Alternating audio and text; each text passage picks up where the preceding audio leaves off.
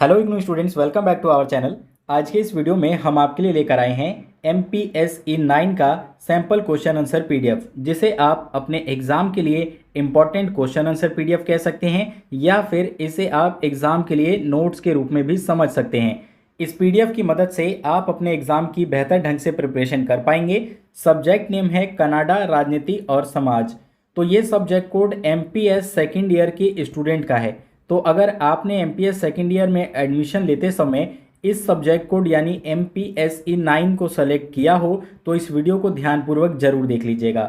इस sample question answer PDF में आपको बता दें 3 सेट आपको सॉल्व पेपर दिया जा रहा है। नंबर ऑफ क्वेश्चंस की बात करें तो 30 क्वेश्चंस विद आंसर आपको यहाँ देखने को मिल जाएंगे।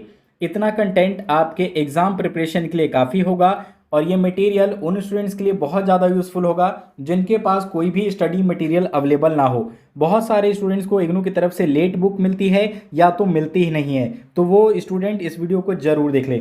यहाँ पे हम एक एक करके क्वेश्चंस और उनके आंसर्स को भी देखते हुए चलेंगे। तो सबसे पहला क्वेश्चन कुछ इस प्रकार से आपसे पूछा जा सकता है, एक सेटल्स कॉलोनी के रूप में स्थापना पश्चात कनाडा में राज्य निर्माण की प्रक्रिया का वर्णन कीजिए। और इसका यहाँ कंप्लीट आंसर दिया गया है, तो आपको यहाँ पे इस आंसर में लिखना है कनाडा में राज्य निर्माण की प्रक्रिया के बारे में। देखिए, हम क्वेश्चंस को इसलिए पढ़ते हुए चलेंगे ताकि जो स्टूडेंट इस पीडीएफ को परचेज नहीं करना चाहते वो इन क्वेश्चंस को नोट कर सकते हैं और अपने स्टडी मटेरियल से इसे प्रिपेयर कर पाएंगे। और जिन स्टूडेंट्स को ये पीडीएफ के रूप में परचेज करना हो उनके लिए यहाँ स्क्रीन पे और वीडियो के डिस्क्रिप्शन में आपको हमारा व्हाट्सअप कॉन्टैक्ट नंबर दे दिया गया है। आप व्हाट्सअप पे मैसेज करके इस पीडीएफ को परचेज कर पाएंगे। सेकंड क्वेश्चन आपके एग्जाम में हो सकता है, कनाडा के प्रधानमंत्री की शक्तियां और कार्यों की चर्चा कीजिए। तो कनाडा के प्रधानमंत्री के क्या कार्य होते हैं, क्या शक्तियां होती है, इसके बारे में आपको बताना होगा। आप चाहें अगर आपको कोई क्वेश्चन इंपॉर्टेंट लगे तो इसका स्क्रीनशॉट भी आप ले सकते हैं।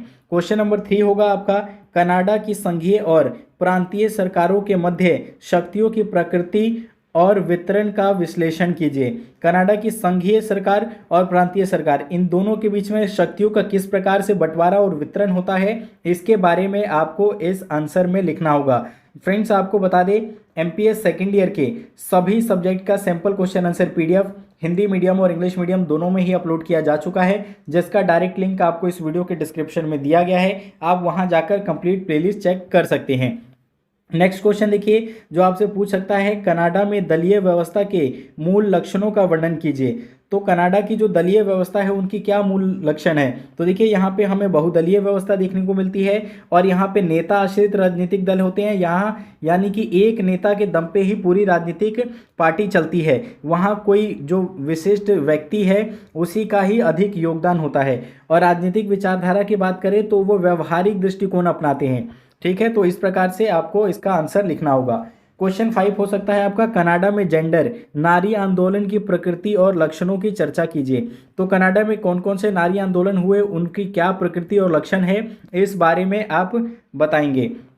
अब आता है आपका खंड सेकंड यानी कि पार्ट बी, और पार्ट बी में आपके शॉर्ट नोट्स आ सकते हैं और लॉन्ग क्वेश्चन आंसर दोनों आ सकते हैं। तो उसी के हिसाब से ये क्वेश्चंस आपको दिए जा रहे हैं, जिसमें पहला क्वेश्चन यानी कि क्वेश्चन नंबर 6 हो सकता है, कनाडा के नीति निर्माण की प्रक्रिया में नागरिक समाज सहभागिता की प्रकृति, भूमिकाओं और सीमाओं पर निबंध लिखिए।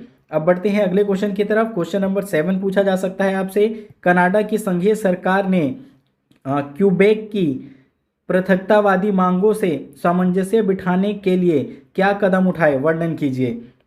क्वेश्चन नंबर 8 आपसे पूछा जा सकता है, कनाडा में बहुल संस्कृतिवाद की नीति का वर्णन और मूल्यांकन कीजिए। तो कनाडा में देखिए हमें बहुल संस्कृतिवाद के बारे में बताना है कि वहाँ पे उनकी क्या नीतियाँ हैं और किस प्रकार का मूल्य है। अब बढ़ते हैं अगले क्वेश्चन की तरफ। क्वेश्चन नंबर 9 हो सकता है आपका, कनाडा की उदारवादी अंतर्राष्ट्रीय मध्य शक्ति भूमिका के मुख्य पहलुओं का परीक्षण कीजिए। और इस सेट का लास्ट क्वेश्चन, क्वेश्चन नंबर 10, चीन और भारत के विशेष संदर्भ में कनाडा के एशियाई देशों के साथ व्यापारिक और आर्थिक संबंधों का विश्लेषण कीजिए। तो एशिया के अन्य देश और तथा भारत और चीन के साथ कनाडा के किस प्रकार के व्यापारिक और आर्थिक संबंध है, इस बारे में आपको बताना होगा। तो इस प्रकार से आपका सेट 1 कंप्लीट होता है, जिसमें हमने 10 क्वेश्चन देखे। इसी प्रकार से आपको सेट 2 में और सेट 3 में भी 10-10 क्वेश्चन देखने को मिलेंगे। तो टोटल आपके 30 क्वेश्चन हो जाते हैं। अगर आप ये तीनों ही PDF सेट के रूप में परचेज करना चाहे तो दिए गए नंबर पर व्हाट्सएप पर जरूर मैसेज करें। इस वीडियो में इतना ही। Thanks for watching.